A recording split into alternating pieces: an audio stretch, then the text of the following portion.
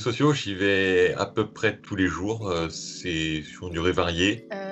Et moi, je suis quelqu'un qui utilise aussi beaucoup Pinterest parce que je trouve que c'est très beau, pareil pour l'inspiration. Pour m'informer, je suis plus journaux, mais c'est vrai qu'au final, on passe tous plus de temps sur les réseaux qu'à lire des journaux. Après, ça dépend des réseaux sociaux. Une écrasante majorité de la population connaît l'existence des réseaux sociaux et beaucoup les utilisent régulièrement. Pourtant, très peu savent en réalité comment les algorithmes fonctionnent et quels impacts peuvent-ils avoir sur le traitement de l'information sur Internet. L'expression réseau social a été introduite en 1954 par l'anthropologue John Barnes et désigne un agencement de liens entre individus et organisations. Le recours régulier à ces services s'amplifie avec l'émergence du World Wide Web et des algorithmes sont alors créés pour hiérarchiser l'océan d'informations disponibles. Un algorithme n'est jamais neutre, il soutient l'opérateur qui l'utilise. À l'origine, les contenus qualitatifs et utiles étaient mis en avant. Les algorithmes des réseaux sociaux favorisent quant à eux les interactions qu'ils suscitent. Ils s'appuient sur des biais cognitifs humains tels que l'hémophilie, idée selon laquelle nous formons des liens avec des individus qui nous ressemblent. Orientés par les plateformes, nous créons ainsi nos propres bulles informationnelles. Bruno Patino écrit un livre intitulé « La civilisation du poisson rouge » dans lequel il compare les internautes à des poissons enfermés dans des bocaux. Les junk informations circulent plus vite que celles avérées et il devient de plus en plus dur pour les nouvelles générations de distinguer les fake news des vraies. Ces plateformes ont également eu un impact considérable sur le paysage économique et le commerce électronique. De nouveaux métiers comme community manager ou encore influenceurs ont émergé progressivement. Par ailleurs, les liens entre données personnelles, réseaux sociaux et usages politiques font débat. On pense notamment au scandale Cambridge Analytica. Récemment, différents youtubeurs ont été invités par le gouvernement à communiquer sur certaines pratiques et dispositifs étatiques et inversement. On peut citer le défi que le président Emmanuel Macron a lancé à McFly et Carlito, suivi de cette vidéo. Et si vous avez 10 millions de vues, je prends un engagement.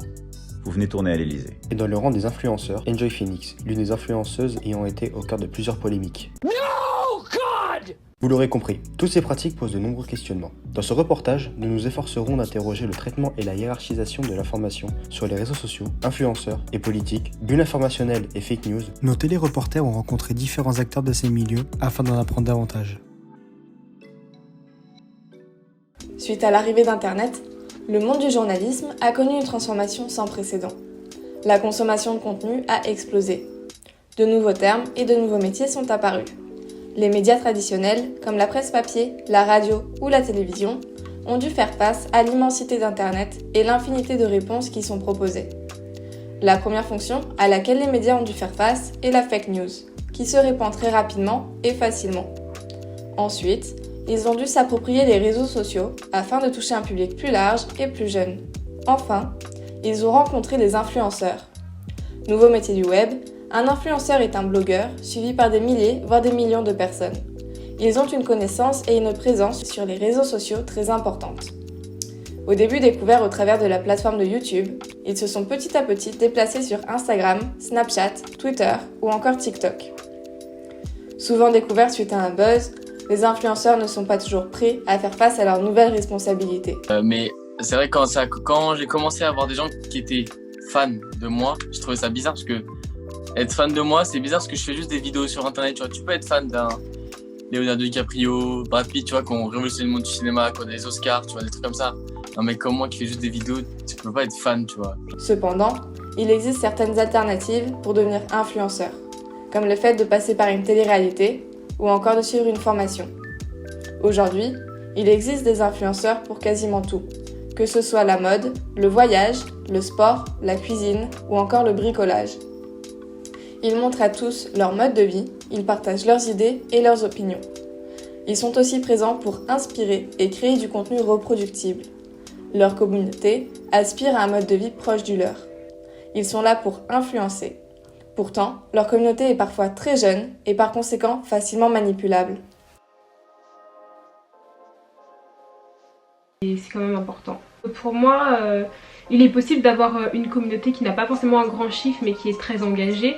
Pour prendre l'exemple d'Instagram, une personne peut avoir peut-être 5000 personnes qui la suivent sur sa page, mais elle peut avoir énormément d'engagement, énormément de réponses dans ses stories, de commentaires, etc. Donc pour moi, le nombre n'a pas forcément son importance. Je pense que ce qui est important quand tu veux partager avec les autres, c'est vraiment le fait de développer un lien entre toi et les personnes qui te suivent. Et c'est ça le fait d'être une communauté, c'est pas forcément 20 000, 100 000 qu'on peut considérer qu'une personne a une communauté, c'est quel est le lien qu'elle entretient avec les personnes qui la suivent. Le nombre, c'est pas vraiment hyper représentatif.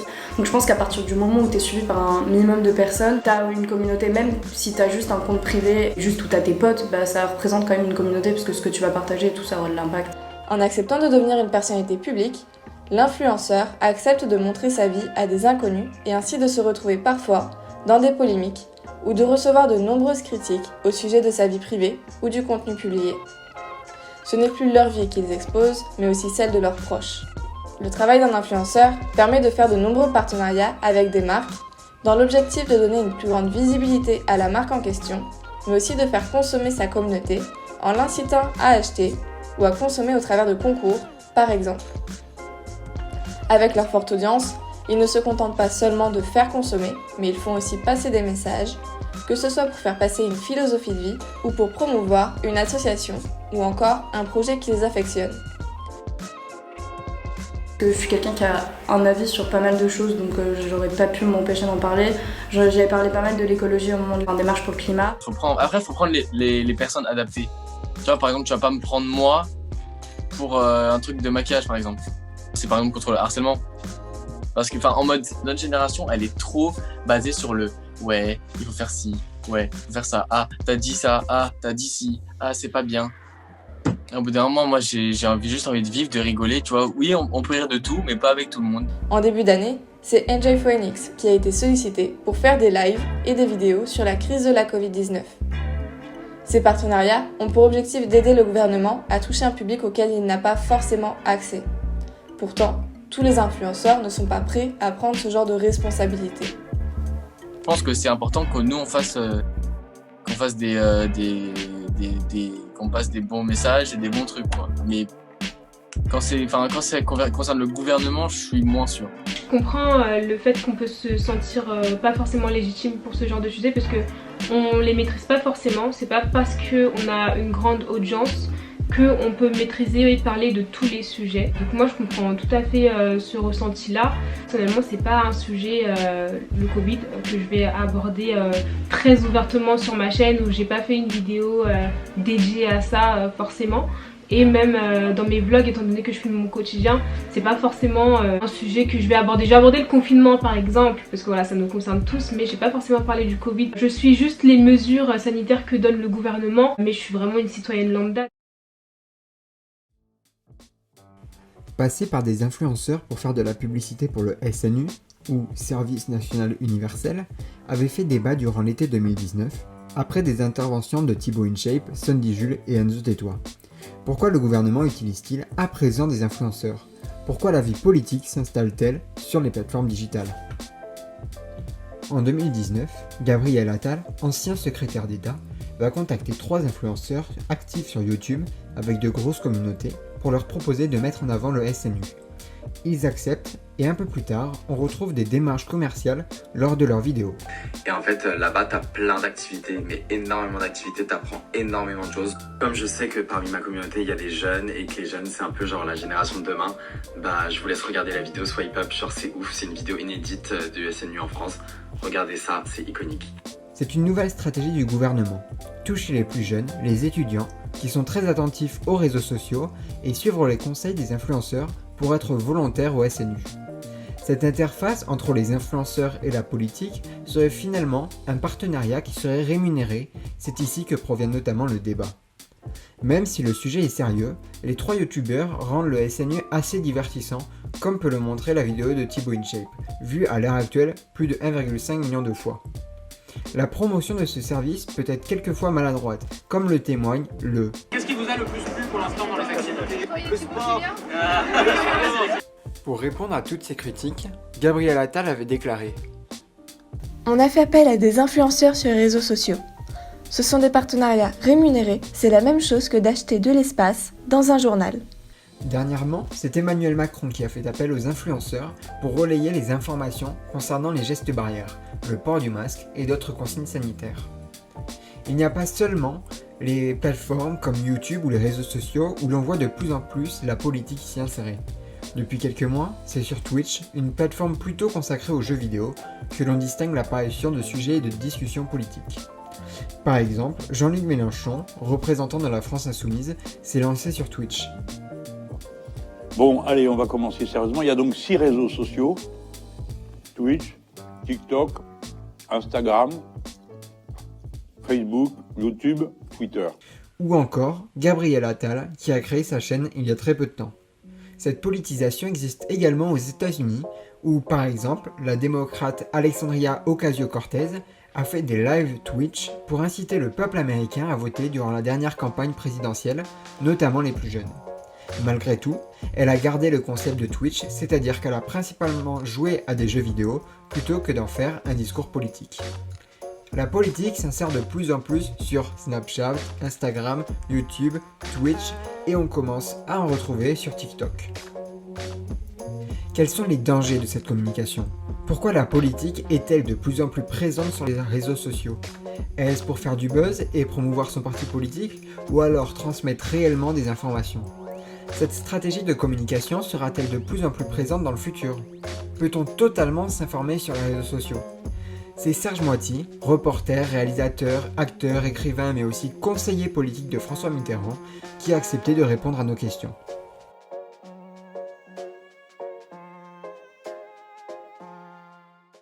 Ce qui est dangereux aussi pour le journalisme traditionnel, c'est la connerie, la mainmise, des gens sur l'info, la connerie de toutes sortes, c'est dangereux, etc. Les forces de l'ordre qui empêchent, par exemple, d'actualité, ça.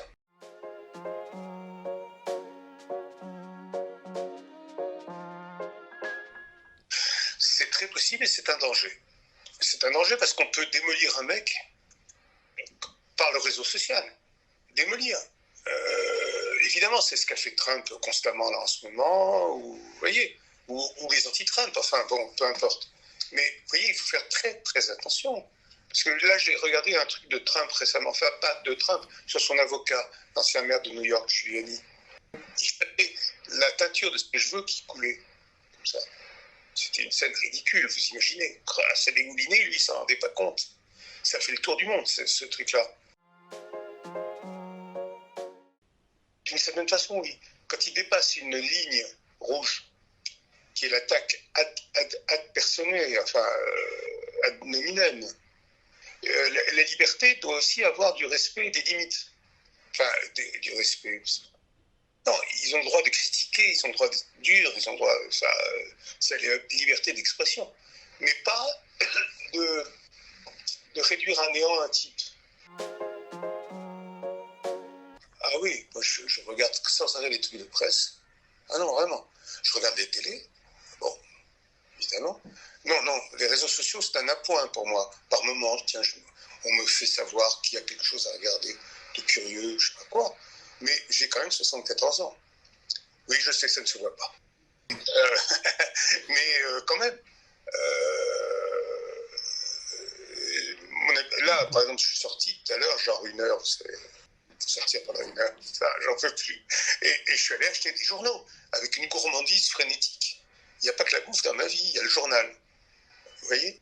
Et ça, c'est très important pour moi, qu'il y ait le journal avec une déontologie, avec une équipe de journalistes qui parlent, qui s'expriment, ils disent ce qu'ils veulent, de droite, de gauche, ça je m'en fous. Complètement. Honnêtement, ça je m'en fous complètement. Je lis tout, du Figaro à l'Humanité, en passant par la Croix. Non, ça, je m'en fous. Vous voyez ce que je veux dire ?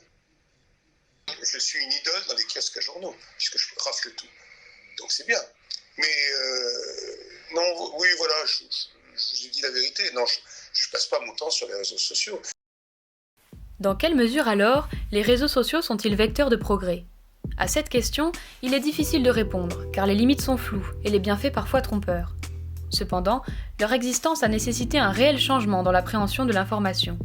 D'abord, il faut admettre que les réseaux sociaux se sont imposés comme une fenêtre de visibilité essentielle pour les médias traditionnels. La très grande majorité des journaux existants avant l'apparition d'Internet possèdent désormais un compte sur chaque réseau. Et pour cause, selon un communiqué de presse du gouvernement français, 71% des 15-34 ans consultent quotidiennement l'actualité via les réseaux sociaux, ces derniers étant, pour cette génération, le premier mode d'accès à l'information. Ainsi, pour de nombreux médias, le défi n'est pas tant de produire autre chose, mais de le diffuser différemment. L'avènement du digital a en effet permis l'émergence d'abonnements numériques, permettant une plus large diffusion. Mais le déclin de la presse classique reste tout de même une vérité. Il y a une crise du journalisme, elle est partout. L'information ça coûte cher, pas grand monde veut en payer. Voilà, c'est tout. Merry Crisis. Les journaux l'ont assez vite compris et ont intégré dans leur rédaction de nouvelles manières d'informer. Si Facebook fait essentiellement office de porte d'entrée vers les sites, d'autres réseaux, comme Instagram ou YouTube, deviennent des plateformes de création à part entière. Si l'on prend l'exemple du Monde, journal qui fait partie des plus lus et respectés en France, on peut constater son dynamisme sur Internet. Sa chaîne YouTube est active depuis 2006 et son compte Instagram depuis 2012. Sur YouTube, le contenu est fourni et ne reprend pas forcément les thèmes abordés dans le journal papier. Il s'agit de vidéos d'explication de l'actualité, de reportages, mais aussi de séries d'enquêtes créées sur mesure pour la plateforme. Sur Instagram, le contenu est beaucoup plus bref et fait souvent écho aux articles papier. Chaque jour, le compte est approvisionné en stories interactives et posts résumant ou expliquant un pan de l'actualité. Sur des plateformes de création libre comme YouTube, l'information est véhiculée par des personnalités beaucoup plus diverses. C'est vrai que YouTube, jusqu'à très récemment, était vraiment pas très habitué à... c'était genre, sur YouTube, il y a des créateurs de contenu, des vulgarisateurs, et dans les médias, il y a des journalistes. Et aujourd'hui, de plus en plus, on voit du coup des journalistes arriver sur YouTube, des journalistes qui étaient professionnels, ou même des journalistes qui quasiment gagnent en envergure sur YouTube. Je pense par exemple à Charles Villa de Brut, qui par exemple a produit beaucoup de contenu sur YouTube, et certains créateurs qui commencent maintenant à se voir comme, à comprendre que ce qu'ils font sur leur chaîne, c'est du journalisme. Ce sont souvent des visages connus et reconnaissables. Un média comme Brut, par exemple, joue sur la notoriété de ses journalistes. C'est bien que certains deviennent de vrais influenceurs, comme Charles Villa, cité précédemment. D'autres journalistes célèbres deviennent influenceurs, indépendamment des médias pour lesquels ils travaillent. C'est le cas de Hugo Clément, qui, outre ses reportages engagés, prône un certain mode de vie sur les réseaux. En partageant son quotidien, il semble établir une relation de confiance, qui légitime sa parole et les reportages qu'il présente. Est-ce une perversion de la morale journalistique ? Difficile de conclure. Mais ce que l'on peut dire, c'est que les réseaux sociaux ont permis l'émergence de nouveaux contenus d'information. On peut alors parler de diversification, d'enrichissement. Cet enrichissement est encouragé par la liberté de création que peut offrir ces plateformes. De nouveaux modèles de diffusion de l'information se créent alors entre vulgarisation et approfondissement. C'est le cas de la chaîne YouTube de Hugo Décrypte qui propose des résumés d'actualité et des reportages. Ou encore Stupid Economics qui commente des débats de société, explique l'économie et produit des enquêtes. Nous, dans la façon dont on travaille depuis pas mal de temps, une grande partie en fait de nos vidéos est plutôt sur une construction journalistique.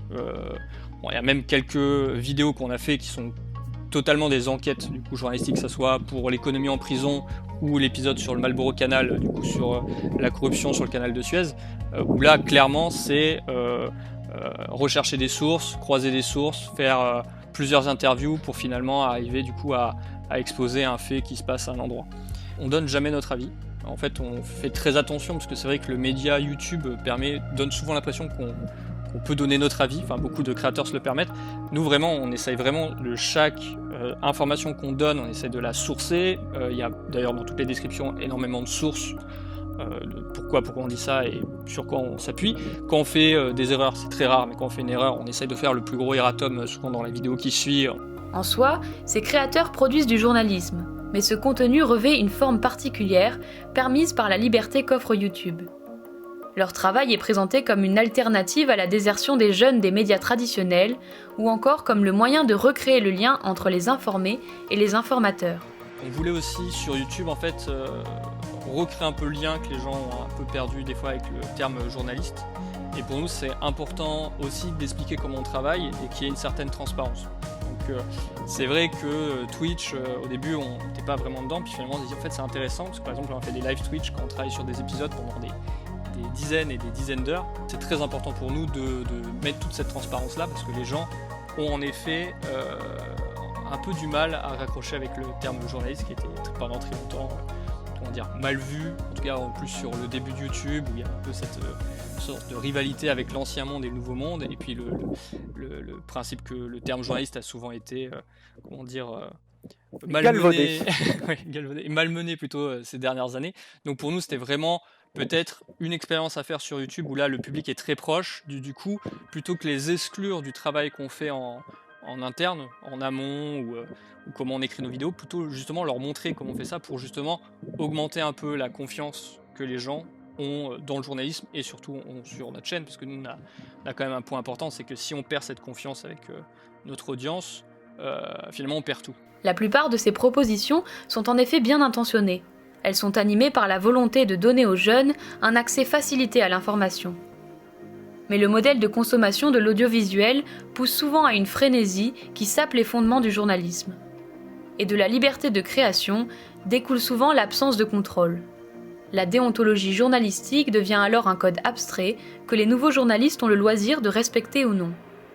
Mais ce qui reste le plus dangereux, c'est bien la présence d'infox qui gangrène le paysage médiatique, en particulier Internet et son espace de liberté.